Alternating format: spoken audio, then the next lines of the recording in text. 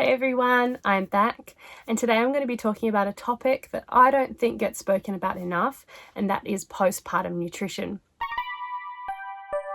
We'll often focus on our nutrition when we're pregnant, making sure that we're getting enough folic acid, making sure that we're balancing our diets so that our baby gets the right nutrition.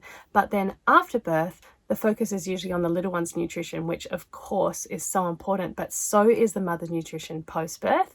And today we're going to go through some ways that we can make sure that we stay healthy and balanced after we've given birth. Okay, so before we get into the nitty-gritty, don't forget to subscribe to our channel. We have amazing content coming out all the time, and particularly in the next few months, we have some really great videos coming up. Everyone's been working really hard, so make sure you subscribe so you don't miss out on those. We love to hear from you guys, so if you can tell us in the comments what you find hardest about staying healthy postpartum in the comments below, we would love to hear from you.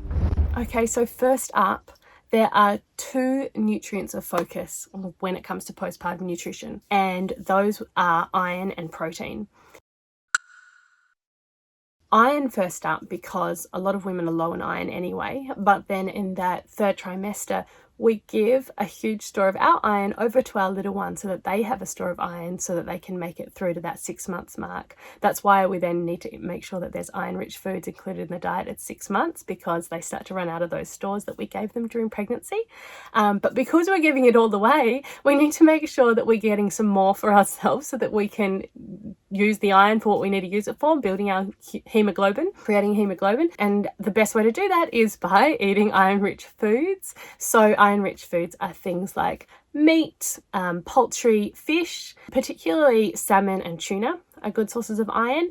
And then we've got things like legumes, nuts and seeds, and then green leafy vegetables. They're all really great sources of iron. With iron, I've spoken about this before in one of my past videos, but heme iron is the iron that we get from meat, chicken, fish, from animal sources, and that's been converted into the iron that we use in the body already. So we get a lot more of that when we consume it than we do of non-heme iron, which is the plant-based iron. We lose some of that iron in the conversion process. So eating vitamin C alongside non-heme iron, those plant-based sources of iron, can actually help to make sure that we convert more of that iron over and get more out of our food. So make sure to have a vitamin C food alongside an iron-rich food, and it's not too hard. So it's, for example, you could do something like making sure that you have chia seeds on a salad that contains broccoli. So chia contains iron, and then broccoli is a vitamin C food. And it's not, when you have a look at what foods contain iron and what foods contain vitamin C, it's not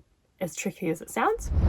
Okay, so the next nutrient of focus is protein. You might have heard birth be referred to as being similar to a marathon in terms of the energy that we expend, and I would have to agree with it. With my births, it's a huge process for the body, and we want to make sure that we're supporting that muscle recovery after birth, making sure that we're getting that protein in, so that our muscles can recover and we can get back to our to feeling good as soon as possible. Protein foods: meat, eggs, chicken and fish. These are going to be similar to the iron-rich foods. But then we also have things like dairy products, nuts, seeds. These foods are all rich in protein. So making sure that you're having one of these with at least every meal, if not every snack, would be fantastic for recovery after birth. Okay, and now a tip for how to balance meals easily when you've just had a bub. So I know that it can be really hard to be thinking about your own nutrition when you've just had a baby. You haven't had any sleep often, you're tired, you might not even be able to get out from underneath a bub that needs feeding. A really good way to balance snacks without having to think too much is to try and make sure that we get all three of our macronutrients at every meal, and ideally at every snack. This will help to make sure that you get all of a wide variety of nutrients, but also help to make sure that your blood glucose levels are kept stable and you're just feeling really good, hopefully. Those three macronutrients are complex carbohydrates, proteins and healthy fats. So making sure that you balance those across your 3 meals and snacks, and if you can try and make sure that you're doing that, you should be able to get that balance across those meals in a really simple way. Okay, and we're going to round things off today with going through some ways that you can get other people to support you in making sure that you eat healthily when you've had your baby. The first thing would be to try and create a meal train. If you haven't heard of that before, a meal train is where, or ask someone else to create the meal train for you.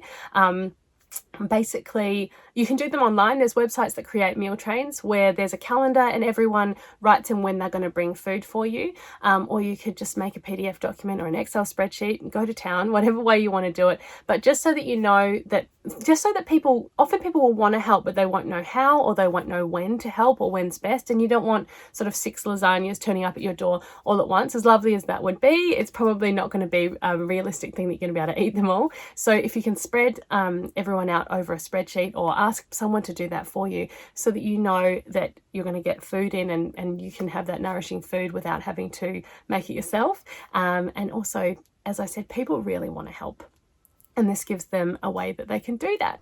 Another thing that you can do when friends and family ask if they can help is ask them to put on something that you can reheat later on for dinner. Even if it's the morning, you can say, oh look, could you put something on the stove now that I could then reheat for dinner? Or could you, if it's the evening, you might say, or could you put, you know, a sort of birch and muesli in the fridge for me, or make me my lunch for tomorrow, so that you know that you've got that nourishing food waiting there for you, and there's no thought that has to go into it when you're tired and exhausted. Also, when people ask what they can do to help or what you need, don't forget that you can suggest something like takeaway. Could you buy me takeaway next week? That'd be amazing. I've got all the onesies I need, but we are so tired that someone providing us with a takeaway meal would be amazing. And friends and family are often more than happy to help out with things like that. Okay guys, that's it from me today. Remember, postpartum mums, your nutrition is also really, really important. Ask for help from friends and family when you can. Don't be afraid to stick a list of your favourite snacks and meals on the fridge to give everyone a little clue. Ask someone to set up a meal train for you. But yeah, look after yourself postpartum. It's very, very important. I hope you enjoyed this video, and I'll see you guys soon. See you later.